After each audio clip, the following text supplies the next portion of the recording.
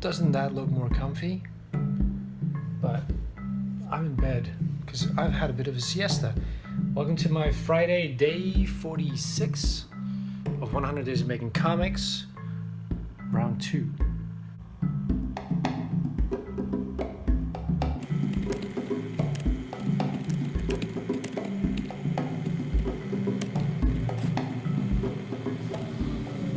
Crash after work, as I tend to do on a Friday, because I don't know if it's old age or just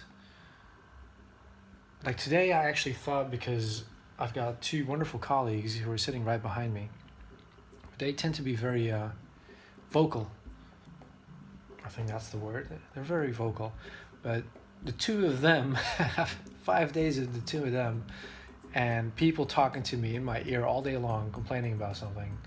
I think by Friday, I've run out of so much social juice that the ability to just be nice to people is just like, well, I could be nice to you, but I think I'd rather just go home and sleep it off and then work on my comic book. So, what is my comic book about? In case you're new to this channel, my comic book is a little sci-fi adventure called Phosphor.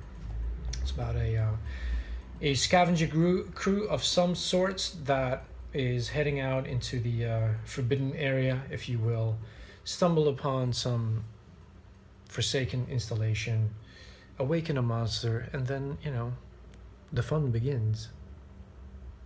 If you are, like me, a fan of films like Alien, The Thing, Annihilation, So this little story actually came together as the origin of somewhat of a superhero story a very long time ago, over many, many years. But then eventually, as I was getting more and more serious about actually putting a comic book out, I tried to focus on a part that I could actually finish and that would be fun and interesting, as I switch up hands because I get tired. And I figured the opening part would be the most exciting, because all of a sudden I keyed into the fact that it was really inspired by Alien and me wanting to do my own take on some story like that with a monster hunting down a group of friends. So in this first issue, because this is still the first issue, instead of just one single comic, I have to, of course, introduce you to all the people, and after a phase of rough pencils in the opening 10 days of this 100-day run, I then proceeded on a rough inks phase where I started experimenting with all the art and like really having fun with it, and like just trying to get through it as quickly as possible to get that energy up, but also like figuring out things like lighting and shadow and like just figuring stuff out before I actually put pen to paper and make the finished pages. Some of these pages are therefore a lot rougher than others. Some of them came out pretty nice. I got to show them off yesterday at a birthday party, and some of the people were pretty impressed with some of the pages with lots of fun little white lines, and like, as they call them. And I'm quite fond of those pages as well, because they really get it into my head what I need to draw in inks and what I can leave to the colorist. But this phase I'm in right now, on day 45, and I have been for a couple of days, is the rough dialogue. So in that previous phase, I also put down a layer in Photoshop and just started putting down balloons where I would expect them to go, and dialogue boxes, that kind of thing, and just made sure that it would flow nicely, like put in a little bit of thought, like how the story unfolds visually, like the visual storytelling, but also like the dialogue balloons, like can you just imagine the story in these balloons and like unfolding before your very eyes? And I think I can, because I've been having a lot of fun writing the rough dialogue. I'm just trying to kind of go as fast as possible. Some days, like yesterday, I took a whole day on just one page because it was kind of an important page. And today I am finishing up that scene onto the next page, number 13. And I'm just having a bit of a moment where I realize, like, I'm inclined to either point out the obvious, as in you can clearly see something is happening, and then a character comments on it. And I'm trying to kind of go, if you can clearly see what's happening, then maybe the dialogue should really add something to the conversation, to the visual, that you can't see. And now I've just had the scene where an artifact has been found that is a clue to where they actually are, rather than where most of them think they are. And that is, of course, then all part of a ploy by the captain and the pilot. But this artifact, if you will, this skull, there's a lot more mystery to it. And so after that having been explained on page 12 a little bit more, and then everybody has to get back to work, so sometimes, you know, you do need to point out the obvious, and so I do need to have that line, okay, everybody get back to work, or some variation thereof. So I just put that down, I'm done with that one, until my mind comes up with a more interesting phrase. But then I have these two kids on the bottom of this first panel, and they're like, do they have to comment about what just happened? Because there's other people on the previous page and on this page kind of commenting on it. So I figured they could just be talking about something completely random, and it would just add a nice little layer. So what is it? I don't know.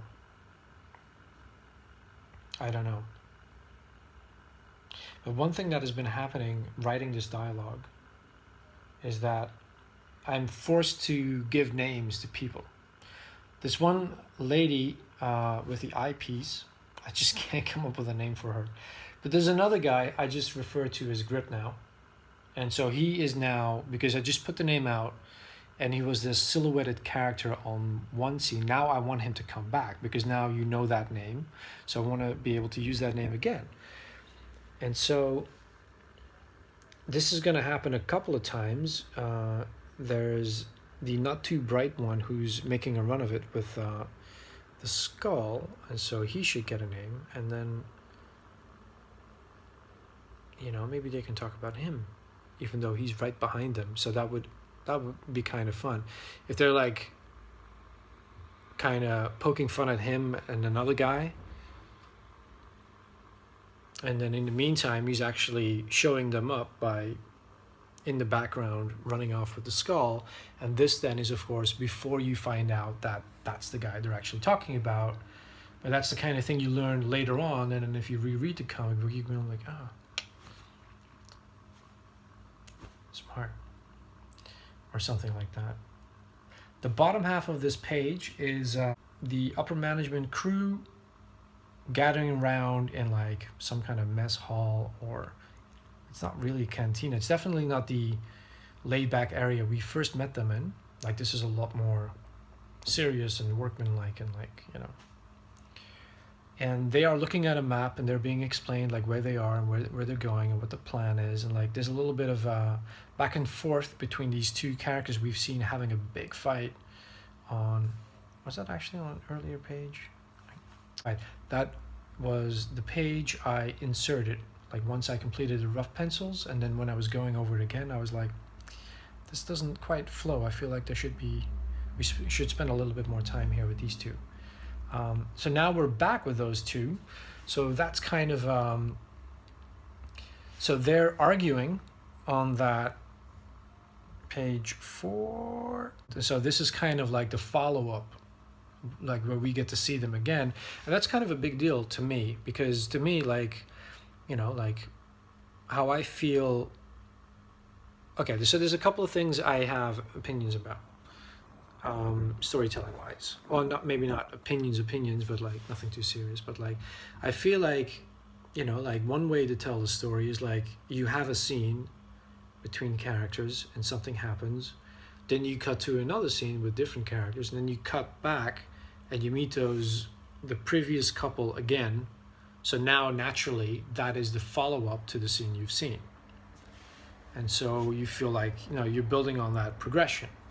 So I definitely need to have some kind of callback to what they were talking about before, So at least if it's different, then you can still remember, and that you get that sense of progression in what you're learning about what is happening, and their relationship is developing.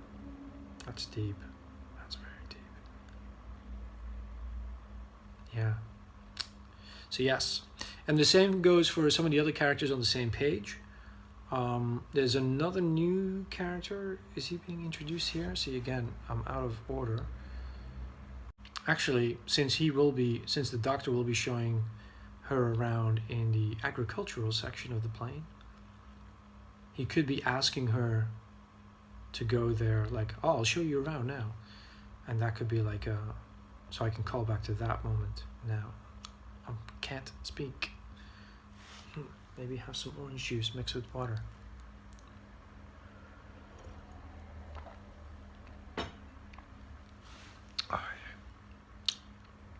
So yeah, that's what's happening on page 13. What else is happening? Well, like I said, the week has come to an end. It is awesome. I just came across a very exciting tidbit of information that in regards to making comics, and making comics your job, but I'll leave that for tomorrow. I'm still very pissed off about accidentally possibly destroying my hard drive with my Matrix fan edit. I keep having these flashes of like, or I come across my notes on something to do with it, and just think like, oh my god, if I have to rebuild that one scene where I spent so much time, like, it just infuriates me. But if it is gone, I am kind of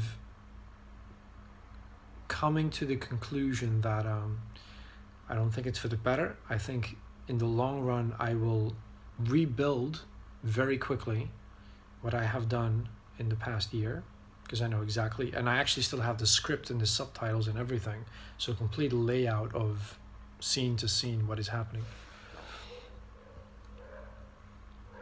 But it would definitely take a back seat. And this week I've also been very excited about just the thought, like, well, so much time has now been freed up because I don't have that little fan edit movie project. I can work on this comic book, but I can also work on my art. Like, there's a lot of art I haven't been able to do because I'm working on Phosphor and now it's dialogue time. But there's a lot of inking I want to get into, and like Richard Friend is on his channel.